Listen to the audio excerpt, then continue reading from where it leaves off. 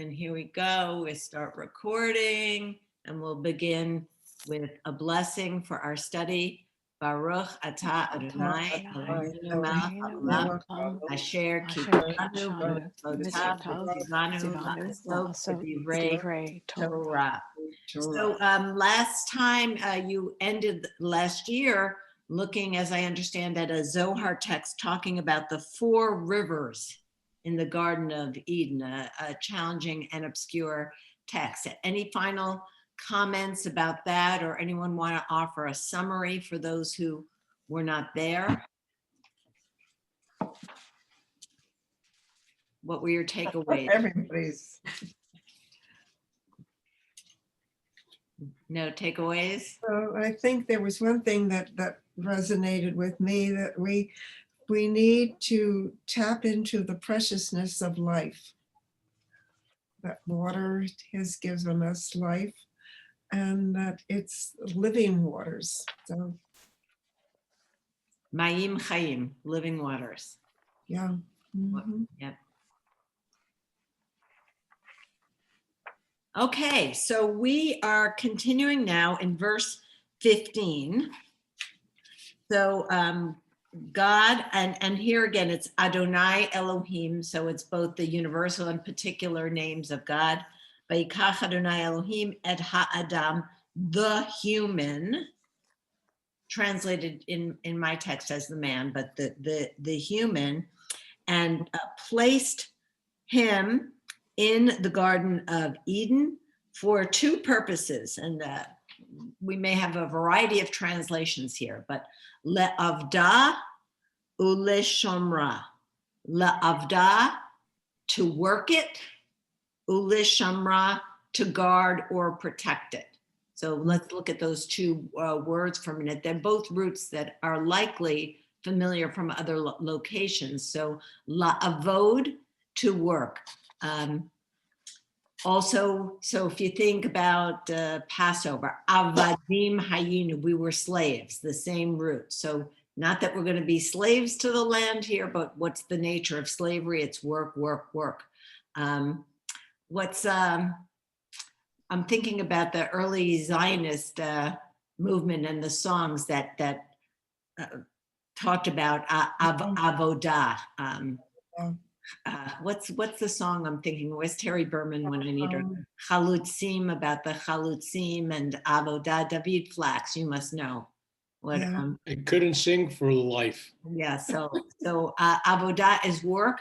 By the way, Avodah is also the word that's used for worship. Yeah. So that's kind of always very intriguing to me, because we think about prayer as something that should be natural and easy, and yet the word for worship is avodah, which tells us that we have to put some energy and effort into our own prayer life.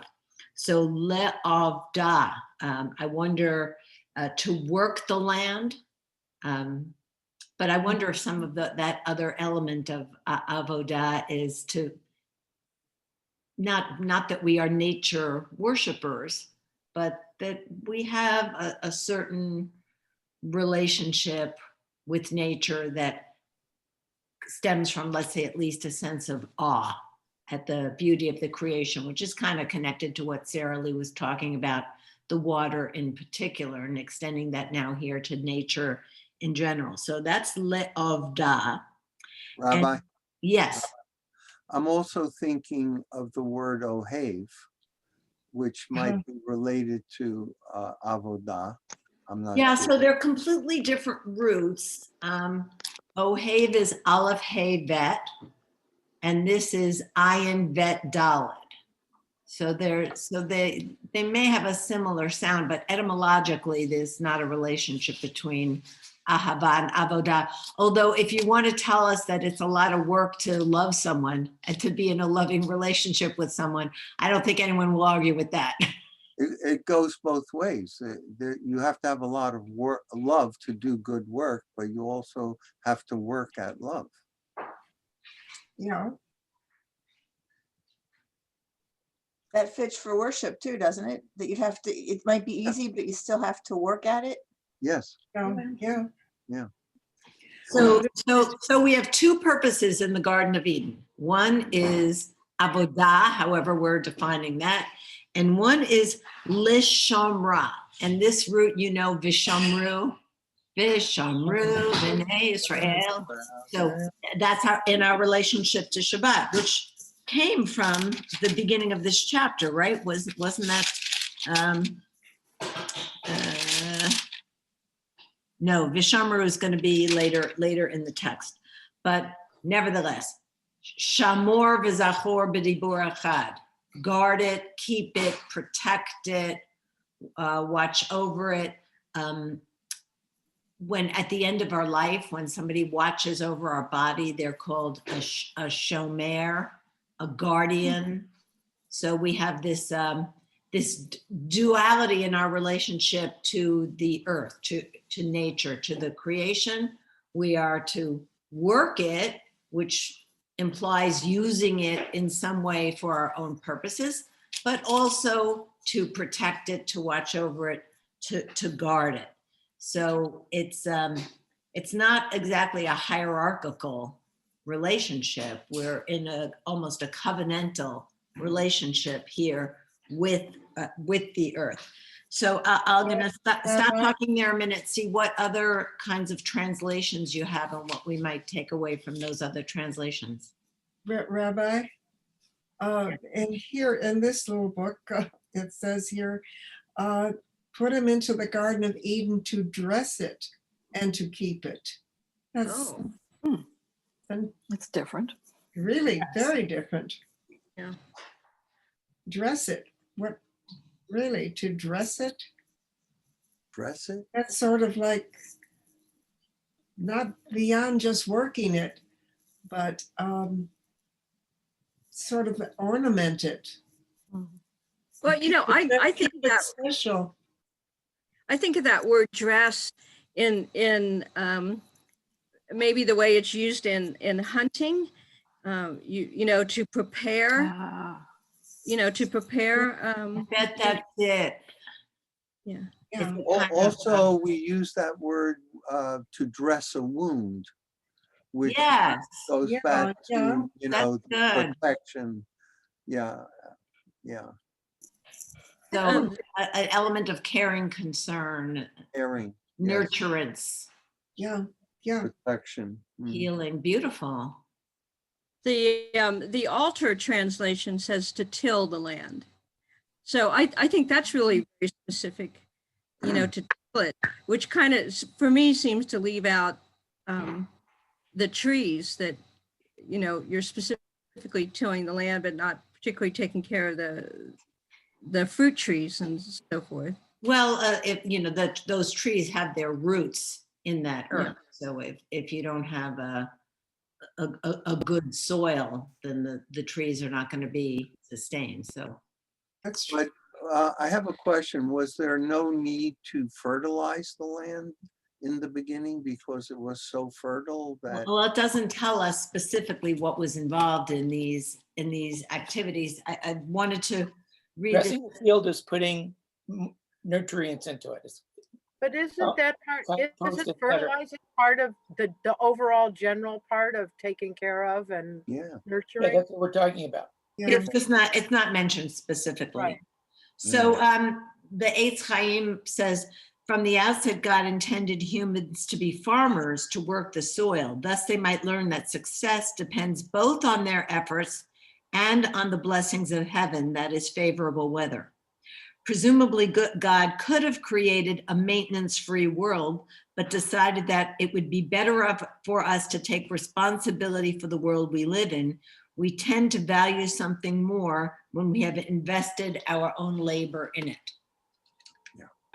And It Rabbi, sounds like- I'm thinking of Jonah, and Jonah didn't. Jonah didn't listen to to Genesis. Right, Jonah had this magical gourd that appeared over him. He didn't invest any energy into it, but he did care about it. I mean, he more or less cries when the thing dries up and withers the next day. But then God berates him, well, what do you care? You didn't do anything to create it, and now it's gone, so what? It also sounds like that we are to work it and to watch over it as a reminder that we do not own this land, that again, we are the stewards of this land, but the land belongs to God. And maybe the reminder is you would work very, very hard if you owned it. Like there's an assumption that there's a pride in ownership and that there's the desire to make that which you own be highly successful. But this is the reminder too that work it, but watch over it, because I've given you something on loan that is precious. And this is a reminder. So essentially, Adam and Eve are the first sharecroppers to God. Yes. True. My father-in-law was a New York City policeman, and he belonged to the Shomrim. Mhm. Yes. Shomrim was the name of the organization of Jewish policemen in New York. I don't know if it's still the case, but I remember that. Marty's father belongs to that. Uh-huh. My grandfather, excuse me, his uncle was a policeman and belonged to the Shomrim Society. Yes. Shomrim. Mhm. Guardians. To watch and to guard and protect. You have to watch carefully in order to be a good protector. Yeah.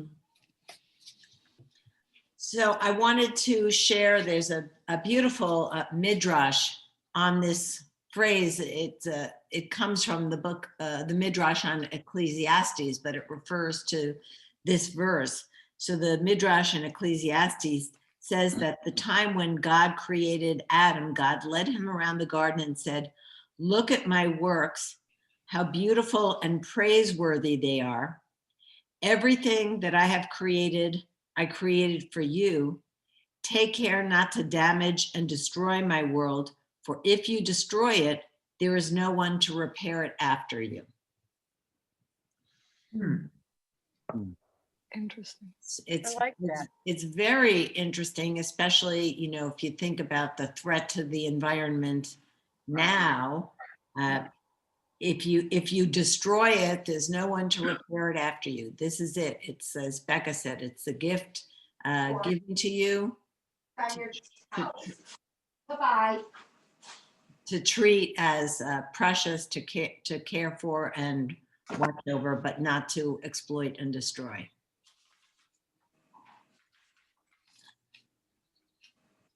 Also, we might say not to exhaust.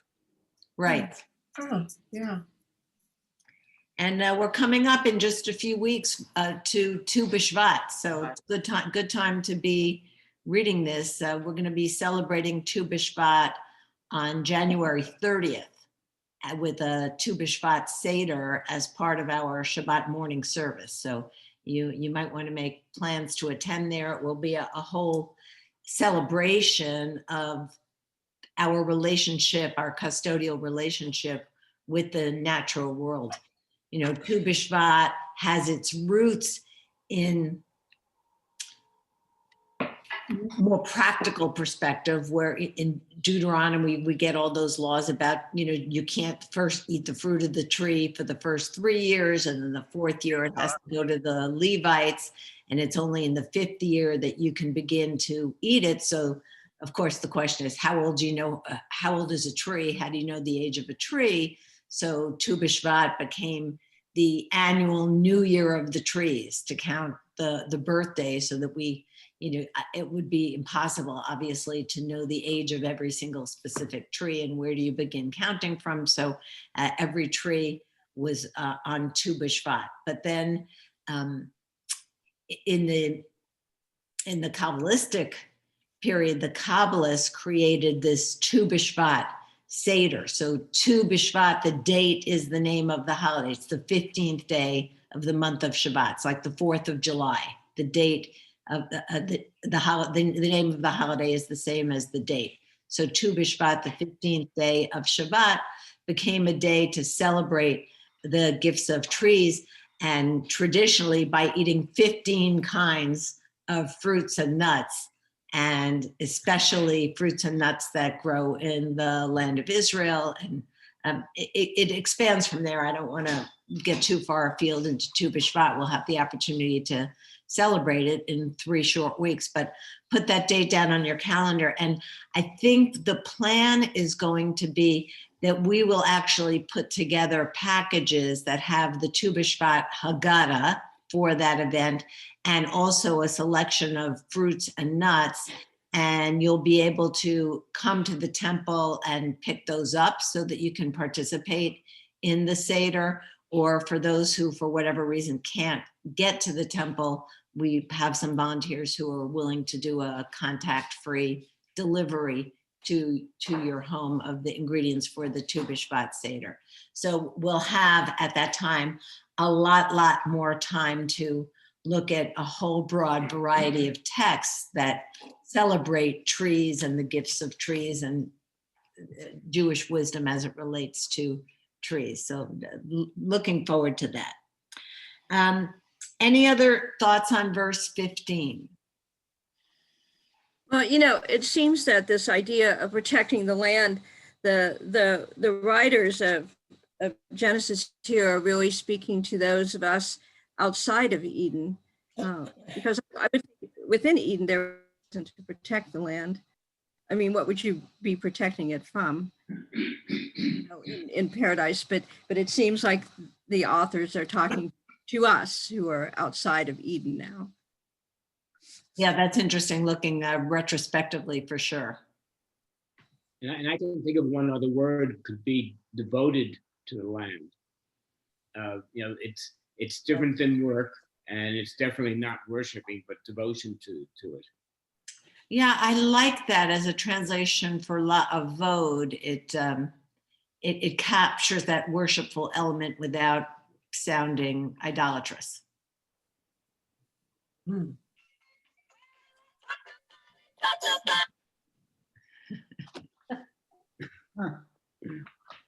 Good. So God commanded the human, saying, from all of the trees in the garden, achol tochal, at the end of verse 16. You translated probably, well, here it says, you are free to eat, you shall surely eat.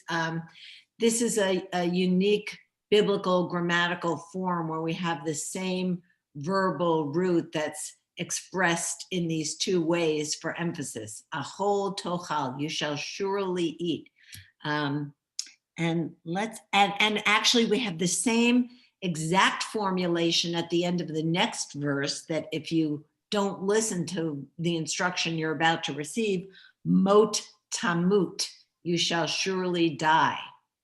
So just have your ears open when you're looking at the biblical text for that unique phraseology. So mot, you will die, tamut, you will die. I mean, it's just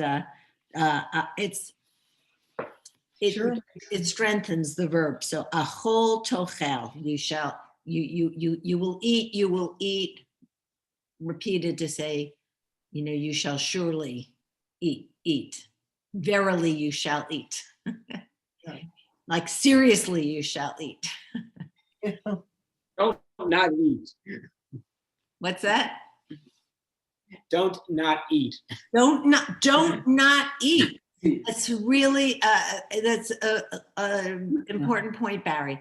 Don't not eat. You shall surely eat. You should eat. So one of the things that we take away, there's a wonderful halacha that says that when we die and have to give an accounting of our lives in the next world, one of the things that we will be held accountable for is all of the permitted pleasures that we denied ourselves. So if something is legal, it's moral, it's kosher, and we chose to deny ourselves, we're not put in this world for self-denial. Judaism is not an ascetic tradition. Achol tochal, you shall surely eat. yes, don't not eat. Whatever God has given to you, you should enjoy it. It's a mitzvah to enjoy it within those So confines. that's why, so that's why our meals are so big. Somebody sent me one of those, funny emails that this week, and it said, one of the rules of Jewish life is no meal is complete without leftovers. And in this little book here, it says, thou mayest eat, and thou mayest freely eat. Yes, freely eat. That nothing should hold you back. But Right. Isn't that stand that you have to eat for health issues as well? I mean, you have to maintain your health, or with certain health issues, you are required to keep yourself healthy or alive. Yeah. None of us can exist without food. So, Yeah, but I mean, there are certain rules with certain health issues about what you eat and how you eat, but you have to. You've got mail. Excuse me, sorry about that. So yes, caring for the body in general is a mitzvah, and maintaining our health. Doctors practicing medicine is a mitzvah. That our life, as Sarah Lee said at the beginning, our life itself is a gift that we need to appreciate, maintain, and care for. David, yeah. Da'at, knowledge. Hakim, wisdom. There's several other words. Why dot? Because what is exactly knowledge in this term? Okay, so yeah, well, we're on verse 16. Hold that thought to verse 17. Yeah, we definitely want to explore that. Gesundheit. And before we go to that, where does the Torah tell us that we should not be avaricious? So to eat freely, my implication is we can't be greedy and eat beyond what is healthy for us, and become morbidly obese. So where's the avarice? Yeah, so I'm not sure that the Torah addresses that in a specific sense. We see several references that say "V'achalta v'savata," you should eat and be satisfied. That's the word gluttony. So I think you might Gluttony is another good word. extrapolate from that to not eat beyond satiation. Okay. So I just wanted to remind you of the Talmudic story about Hillel. When we talk about caring for our bodies, the story is told that Hillel one time was going to the bathhouse, and his students said, "Where are you going?" And he said, "I'm going to perform a religious duty." And what is that? "I'm going to bathe my body." And he says, they were living, under Roman rule. So he said, "You see all those, statues of the Roman emperor and the gods that are, all over the environment. And you notice that the government hires people to keep them clean, to scrape the bird dung off and to wash them and to maintain them and keep them clean. How much more so do I have an obligation, who am made in the image of God, to maintain my physical well-being?" So this is a very time-honored value, that it is a religious obligation to care for our bodies. Our health is fundamental. And if we think about the Kabbalistic notion of the four worlds, the physical, the emotional, the intellectual, and the spiritual, the physical is the foundation. If we don't have physical well-being, it's hard to focus on anything else. As you know, when you get a paper cut, like all of a sudden there's your whole universe right there, let alone people who have serious health issues that, the physical health becomes the focal point. And we can't move beyond that until we've resolved whatever the physical emergency is. So we can eat now. So of all of the trees in the garden, you may eat. Now this command is given to Ha'adam, to the human. You remember that in Genesis 1, we saw male and female, God created them at the same time. Here we have the male figure being created first. We have not gotten to the creation of woman. That's not going to happen until verse 18. So when we get to the story of Eve being attracted to the tree, eating the fruit of the tree, giving it to Adam, leading to the expulsion from the garden, we need to go back and remember this moment and this verse and be reminded that at this time, Eve, so-called, is not there. She has not heard this commandment directly from God. So how is she going to be held accountable for violating this commandment that she was never told?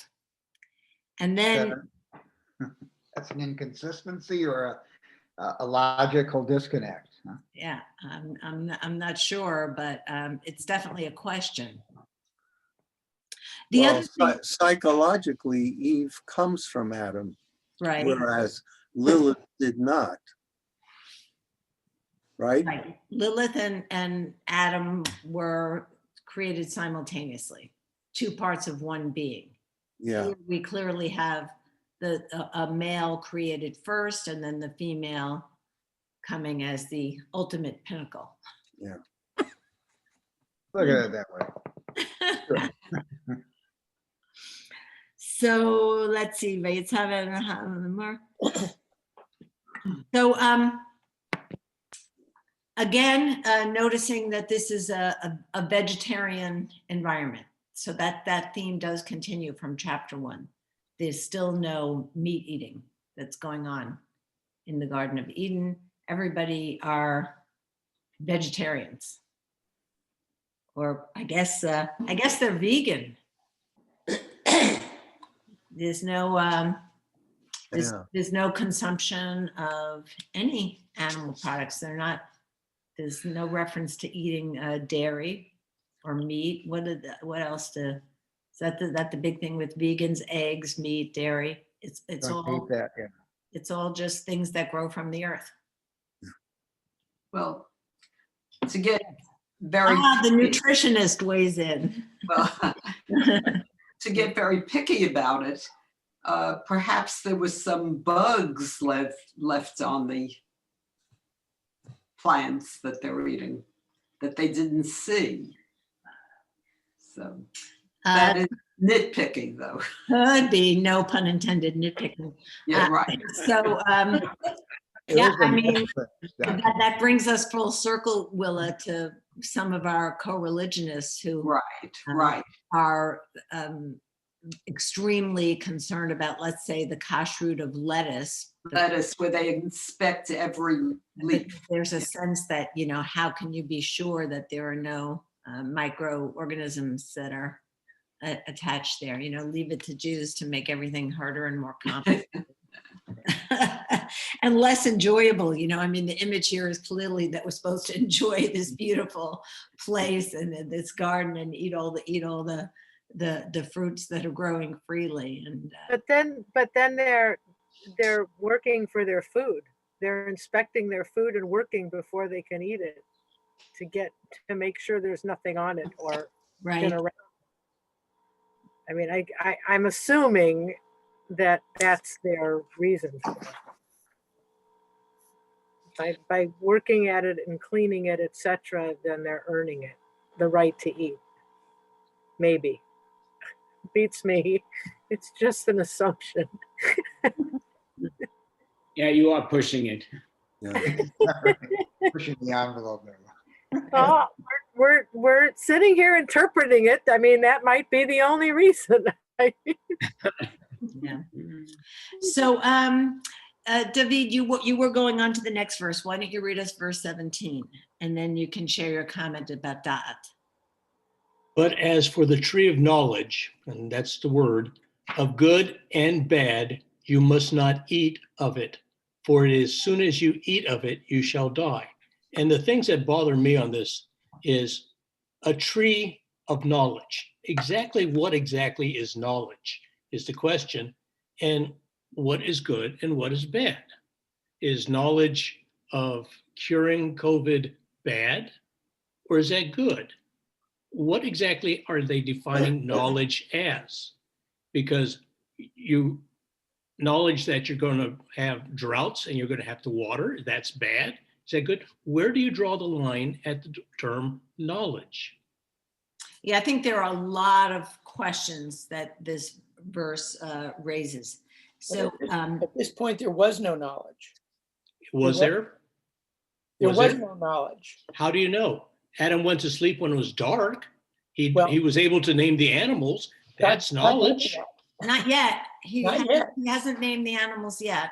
So he He's was able to informed. name the animals without eating from the tree?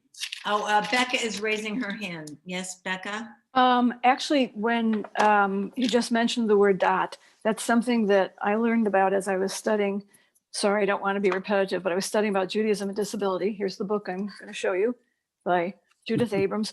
And the reason that the word dot just stands out is it's one of the lines that differentiates a person with a disability unable in traditional Judaism to be a participant, and those who have dot can be a participant in Judaism. So let me just share one few sentences here from this book. It talks about dot has several meanings and implications in the Tanakh. Its primary meaning, knowledge, embraces a complex combination of cognitive and cultural skills involving the ability to discern the difference between right and wrong, and an insight born of familiarity with God's teachings that allows for a comprehension and judgment that is greater than the senses. In addition, dot can indicate that an action is performed with intention. Dot is, in sum, a divine quality of which human beings may partake in some limited form.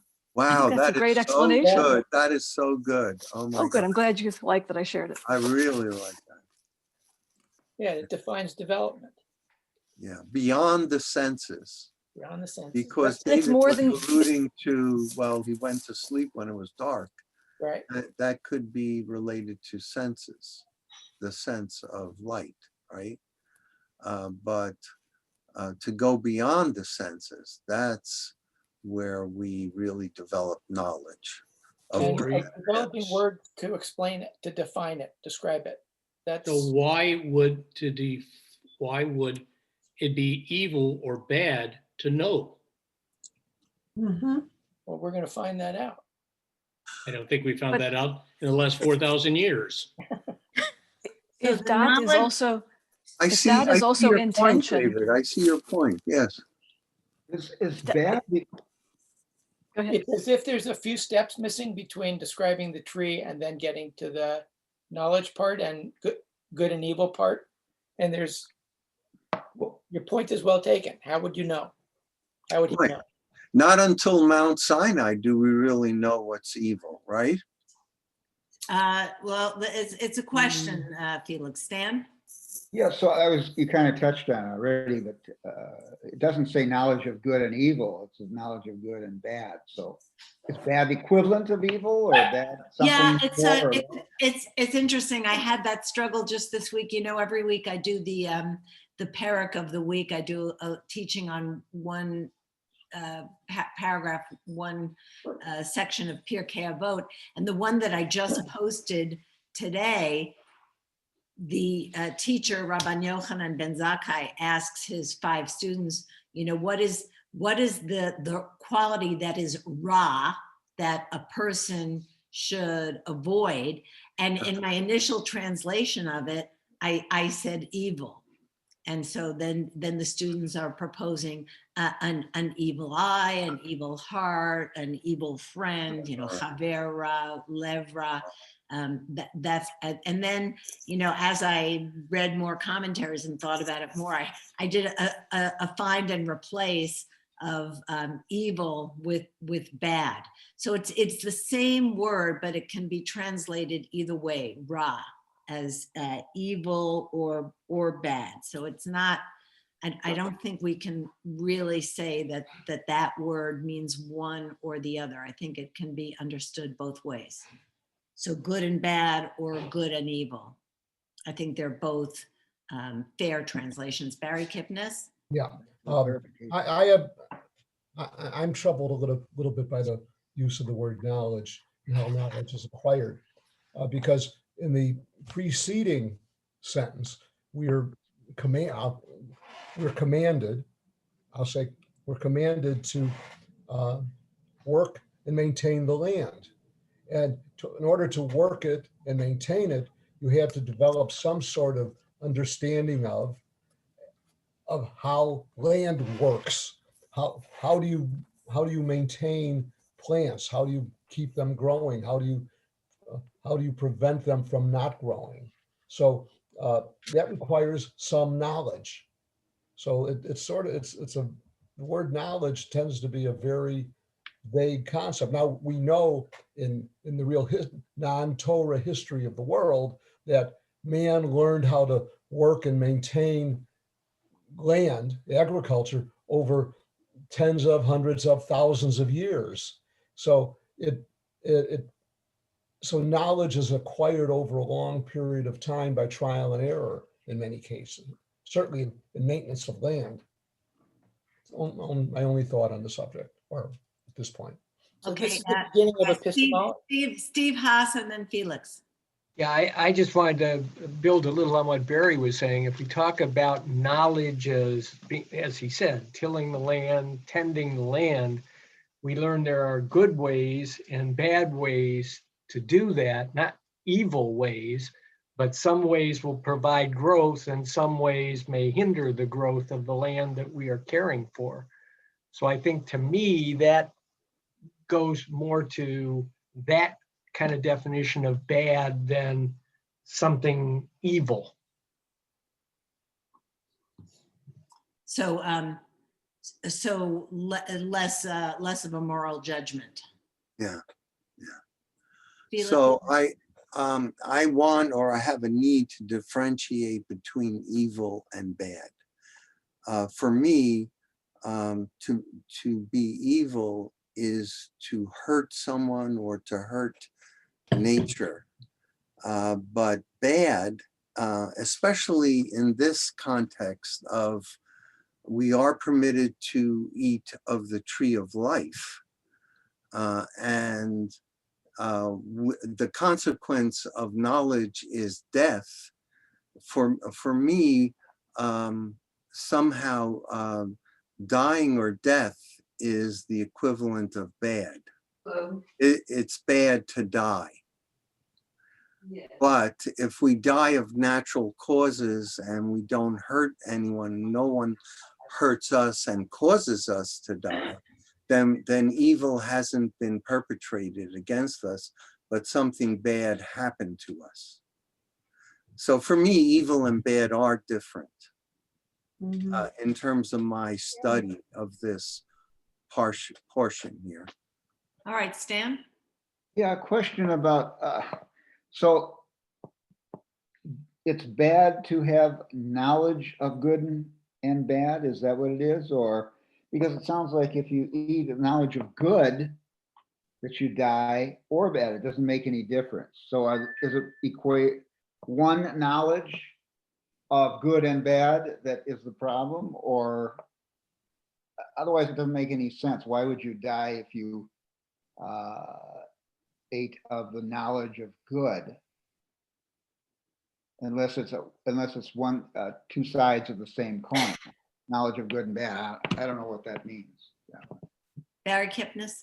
Okay. Well, Stan, I think what you're saying is there's good and ungood.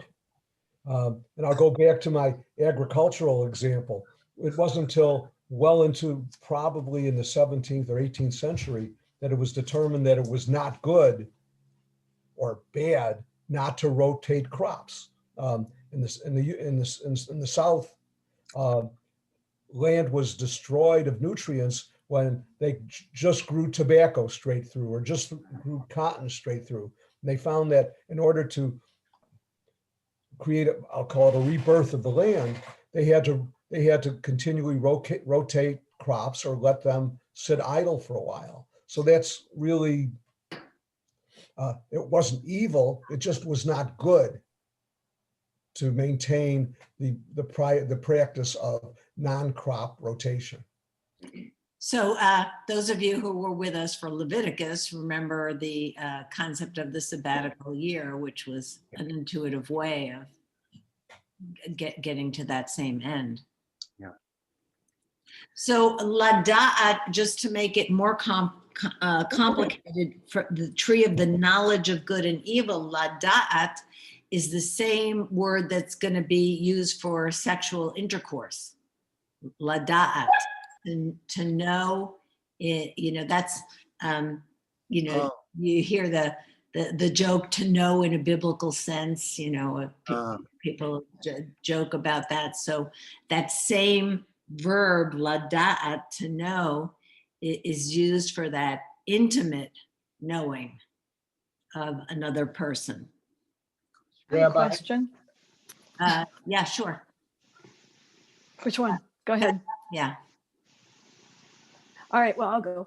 If Adam and Eve did not eat from the tree of knowledge, and therefore they did not become aware of good and bad, they wouldn't be they would never have evolved into the human beings that we are today. Yes. Right, right. So it's really a case of go forward or, you know, either remain static as this blissed out, happy little animal with all the food you want to nibble in the garden, or take on the risk, the potential risks that come with becoming an evolved human being. Yes. Reminds me of those commercials on TV where one of the side effects might be sudden death. Steve Haas? Yeah, this is kind of going in a totally different direction, but unless I'm missing it, isn't this the first time God has commanded, set down a law basically in the Torah, in what we have read for man? And could this be something more along the lines of letting man know there are certain things that you can do, certain things that couldn't do based on what I want you to do to behave as this newly formed human? Right. First commandment, and then we immediately broke it. Owen and David. It's like in the Fantastics. Why do the kids put beans in their ears? They did it because we said no. I can imagine that. Listening to this, the idea is God is trying to get us to do something. I mean, what good are we if we have no knowledge and no sense of evolution and drive to expand our awareness of life? In a way, the idea is don't do that. And what happens if you tell a kid not to do, or some kids, that people do it because they said no? Right. So that goes Becca's point. You know, if the Torah could have just ended right there, like, oh, okay, that's it, and they lived happily ever after in the Garden of Eden. Not only, yeah, ever after and forever. I mean, I think the implication is that Adam and Eve would have been immortal had they not eaten of the tree of knowledge. And really bored. So that's not had sex, not had children. And the Torah would have been a brochure. A travel brochure for Eden. So Felix Nachmanides says the knowledge of good and evil means the knowledge of your own mortality. You'll have to, if you eat this fruit, you will become aware of your own mortality. That's how he understands the knowledge of good and evil. And I think it was you who said that there was no understanding of good and evil until Sinai. Right. And, so I want to say a couple of things. So first of all, one of the other questions that this verse raises is, so Adam is told, if you eat of this fruit, you will mot tamut, you will surely die. How does he know what that means? You know, how does he even have a concept of what it means to die? Has anything ever died? Has he experienced death? What did, you know, you tell him you'll surely die, like, so what is This was one of the interesting things in the readings you gave us, Rabbi, that I took it I understood it to mean that sometimes when the Torah is saying Moses said, it's actually God speaking. Somehow maybe through Moses, not Moses, I'm sorry, I confused it. Adam, I'm still at Sinai, see? No, Adam, that was actually God speaking, not Adam. all right? Wait, I see a few hands. Barry Kipnis and Sarah Lee, and I do want to look at Friedman's comment on this verse, and I sent that to you, so let's take a look at that. But Barry and Sarah Lee. If creation had ended at chapter 2, verse 16, how boring it would have been for God. Is it possible that I think, unless my memory is failing me, that there were many attempts at creating what I'll call the universe, and maybe an earlier attempt by God ended at 2-16, and he got bored with that. It was no fun for him. He couldn't command. There was nothing to command people to do or not do. He couldn't create havoc. Yeah. So there was some Hasidic master, I can't remember if it was the Baal Shem Tov or Reb Nachman, who said that God created humanity because God loves stories. Right, it was an entertainment for God. And there is no entertainment ending at 2-16. That is true. So Kat and Michelle wrote, we don't know if it would have been forbidden forever. As parents, we withhold information we don't think our children are ready for, but do eventually teach it to them. And there is some knowledge we prefer our children get from us rather than the world at large, so that we can provide context and understanding in addition to the information. So we don't know if it would have ended at that point, if God would have found another way to share that knowledge. So let's just take a look at Friedman here. We have just a few more minutes. It's Friedman pages 17 and 18. And does somebody have it there to read? It's his comment on page 17, the tree of knowledge. I do. Of good I'll and read. bad. Please. Okay. You want me to start at 2:9, right? Where it's Correct. marked. Tree of knowledge of good and bad, not good and evil, as this is usually understood and translated. Evil suggests that this is strictly moral knowledge, but the Hebrew word ra has a much wider range of meaning than that. This may mean knowledge of what is morally good and bad, or it may mean qualities of good and bad in all realms: morality, aesthetics, utility, pleasure, and pain, and so on. It may mean that things are good or bad in themselves, and that when one eats from the tree, one acquires the ability to see these qualities. Or it may mean that when one eats from the tree, one acquires the ability to make judgments of good and bad.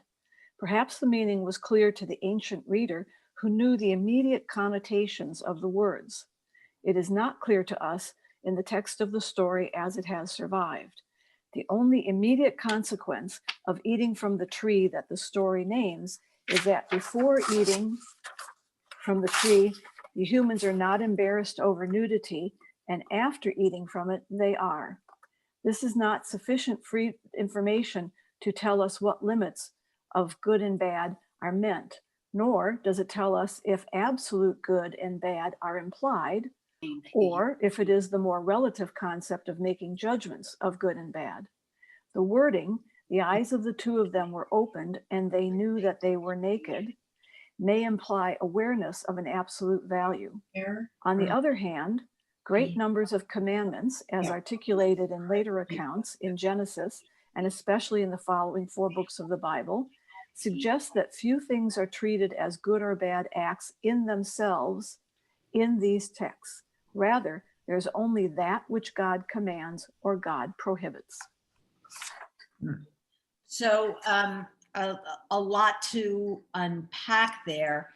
And I think one of the key things Friedman encourages us to think about is, what is good and bad, good and evil? Is this an absolute or a relative value?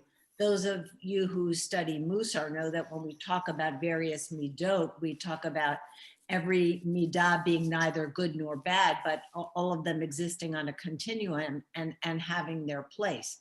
So we can pick any midah that we like. Let's say kindness. You know, yes, kindness is good, but not in every single situation. There are situations where the right thing to do is not to be kind in that moment. So it's very complicated. And I am going to leave you with just this thought. And next week, Rabbi Chernow is on, and I'm going to encourage her to, if she would pick up with this point.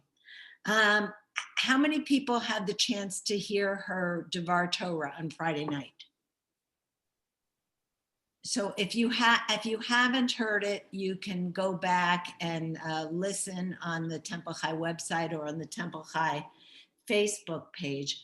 But she, just briefly, was talking about fear of God. And obviously, we've discussed extensively the challenges with the translation of fear of God versus awe of God. And she was commenting on the midwives in Egypt, that they had a choice of obeying Pharaoh, but they chose not to obey Pharaoh. They chose because they had fear of God. They were God-fearing, and more than they were afraid of Pharaoh's power, which was pretty great, they were afraid of defying God's moral code, which is thou shalt not murder. So how would they know that? And she went on to define Yirat Hashem, fear of God, as connected to listening to the still small voice of conscience. And she, I believe, was defining the voice of God as the voice of conscience, and that when we express fear or awe of God, it means that we are listening to the voice of conscience within. So if I understood her correctly, her suggestion was that voice of conscience within us is the standard for good and bad, or good and evil.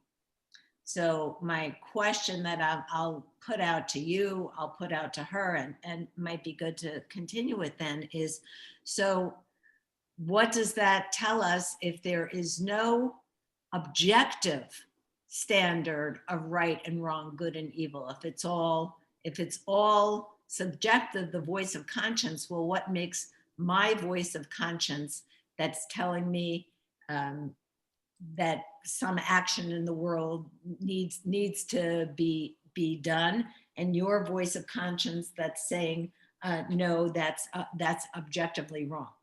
So it is good and evil objective or subjective? How do we reconcile that? So we're over time. I'm gonna leave that as a challenge, and Tuesday night, huh? enjoy. What's that?